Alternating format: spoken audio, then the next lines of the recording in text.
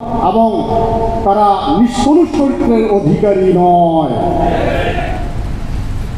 তারা রাজনৈতিক অঙ্গনে অনেক বড় নেতা হতে পারে, তার পারিবারিক সামাজিক তার লেনদেনের জীবন অত্যন্ত কলুষিত, আছে না নাই? যেতে পারেন, রাজনীতি বোঝেন না, অর্থনীতি বোঝেন না, এমন আছে না নাই? আবার তিনি ফিল্ড মার্শাল হতে পারেন, জেনারেল, এদিকে কিছুই জানে না। এইসব দিক থেকে আল্লাহ রাসূল কোনো সাইডে পিছিয়ে আছেন না। পৃথিবীর তিনি আদর্শ, একজন স্বামী হিসেবে তিনি আদর্শ, একজন পিতা হিসেবে তিনি আদর্শ। সেই সময় যে সময় তিনি দুনিয়া এসেছিলেন সেটাও ছিল কিন্তু আইয়ামে জাহেলিয়াত। আমাদের যেমন বিগত 16 বছর গেল আওয়ামী জাহেলিয়াত, সেই সময়টা ছিল আইয়ামে জাহেলিয়াত, অন্ধকারের যুগ। বিশ্বাসী ছিল।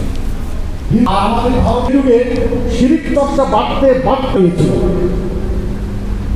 আর এরকম তার জীবন ইতিহাস, তার বর্ণাঢ্য জীবন অনেক ব্যাপক সময়ের আলোচনার দাবি রাখে, অনেক গবেষণার বিষয়, অনেক স্টাডির বিষয়।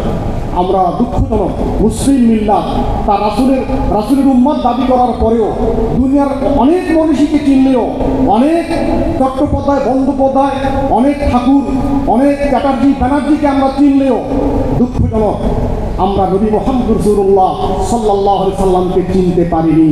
আমরা তাকে জানি না। আমরা চিনি ওমর ফারুককে, আমরা চিনি হযরত আবু বকরকে।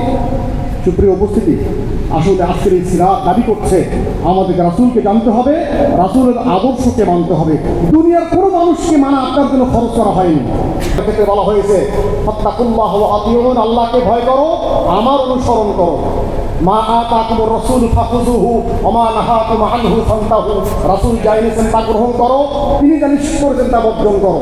রাসূল শুধু দাড়ি টুপি আর পায়জামা পাঞ্জাবি আর মিসওয়াক আর লাউ খাওয়া আর কায়লুলা করা আর ফরজের আগে সুন্নত আর পরের সুন্নত করার জন্য প্রশিক্ষণ দেওয়ার জন্য আমাদের কাছে আসে নাই।